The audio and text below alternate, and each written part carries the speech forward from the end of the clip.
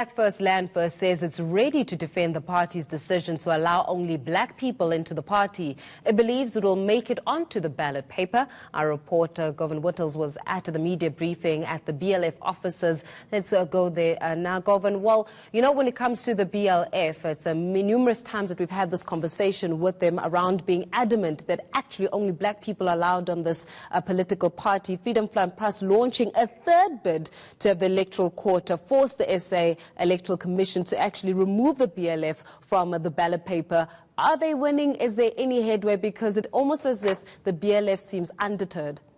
Yeah, the BLF certainly is undeterred, but the reason why the Freedom Front Plus is now approaching the Electoral Court is because the IEC had rejected its initial complaint to the BLF being on the ballot paper on the grounds that its constitution only allows black people to join the party. In the first attempt, the Freedom Front Plus did go to the Electoral Court, but then abandoned that process and then lodged that complaint with the IEC, and now it's going back to that Electoral Court. In fact, today they'll be filing their heads of argument, and the BLF and Freedom Front Plus are expected to receive a date from the IEC when the matter will be argued in the Electoral Court by the end of the day. Nevertheless, the BLF's leader, Andile Mngxitama, is ready to explain why he believes his party should remain on the ballot despite that clause in their constitution, and he's described it as positive discrimination. Let's have a look at what he said.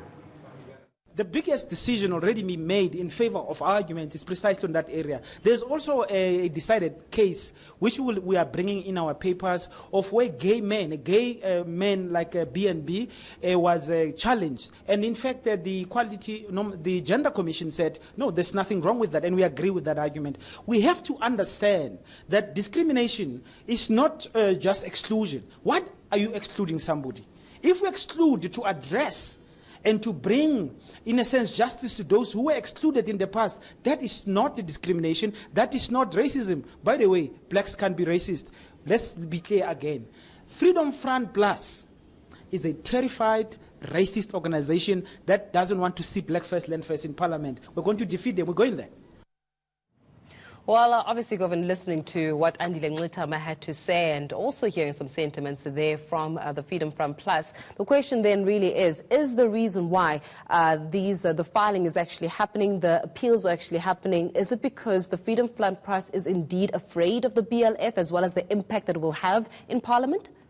Well, the Freedom Front Plus would argue that the reason why they've approached the Electoral Court and the IEC is because this clause in the BLF's constitution speaks directly to the South African constitution and towards racial discrimination. And that's really the argument that they've set out to prove, that this clause is in fact the basis of racial discrimination. But as you heard from Andile Mngxitama, he certainly disagrees, and it would be interesting to hear those arguments in the Electoral Court. Of course, that's not all that the BLF is planning. They're also planning a trip to Orania.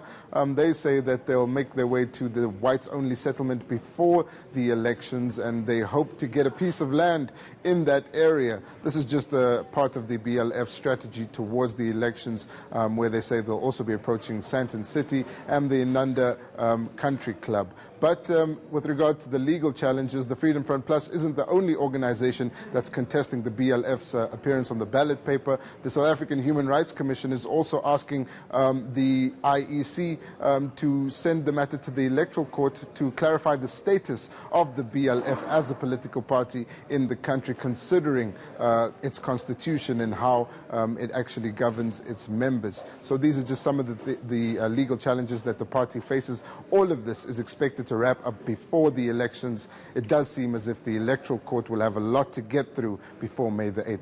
I mean, just before we let you go, Govan, we're listening to the issues around the legalities as well as the intricacies of the BLF in terms of, being able to mitigate these court proceedings. However, on the back of it, it's almost, it's just under 2 weeks before elections. So when we're looking at the progress that the BLF has made, particularly on the ground, and to the ability for them to actually turn voter sentiments in their favor, are they winning their plight? Are people actually resonating with the principles, with the values of the BLF? And could we actually see them in Parliament if they continue on a certain trajectory come after May 8th? They certainly talk a big game about appearing in Parliament after the elections, and it's a narrative that they've tried to build in the public space for quite a while. What we do know for certain is that there are more than 50 interdicts against the BLF, most of them in the Southern Cape, where some of their supporters have tried to occupy land. But there aren't any audited membership figures for the party, and at the times when they've had rallies in public spaces, they've failed to attract thousands of people. So they claim to have support which is across the country, and they say they'll contest in all these provinces and nationally, and they hope to get more than 100,000 votes just to get at least one seat in Parliament. But whether or not they're telling the truth will be tested on May the 8th. Governor, thanks a lot for joining us and, of course, shedding some light there in terms of that media briefing held by Black First Land First ahead of the elections, obviously contesting and trying to really show themselves in the electoral court around their constitution as well as what it stands for. Are black people actually the only people that are allowed in the political party, and what does that mean, especially for our constitution?